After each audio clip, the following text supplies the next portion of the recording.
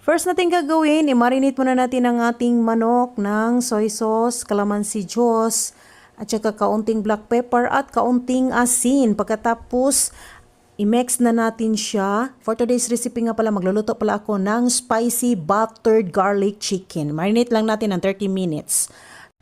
After 30 minutes, mainit na mantika, so pwede na nating ipan-fry ang manok na namarinate natin kanina. So i-arrange lang natin siya sa ating mahiwagang kawali. And then, baliktarin natin siya para magpantay-pantay ang kanyang pagkakaluto. So kapag ganito na ang kanyang itsura, pwede na natin siyang hanguin at iset aside na natin. And then, sa natira namang mantika, igisa na natin ang hiniwa na bawang. Mas maraming bawang, mas masarap. So, pwede na nating igisa ang ating sibuyas at saka ang ating spring onions. Pagsabayin na natin, hindi naman mag-aaway yan. And then, maglagay na tayo ng ating butter. Ayan. So, kapag matunaw na ang ating butter, pwede na tayong maglagay ng 1 tablespoon na chili paste. Kailangan saktong-sakto lang ilagay nyo na chili paste, baka sasabog ang iyong puwet, charot.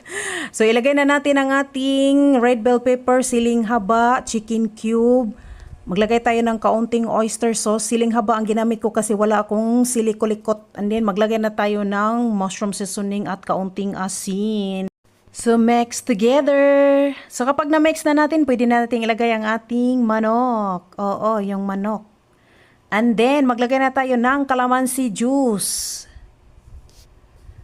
Takpan natin at isi-simmer ng 20 minutes. After 20 minutes, look at this! So, pwede na itong iserve. Ano pang hinihintay? Hab-hab na this. Follow for more recipes.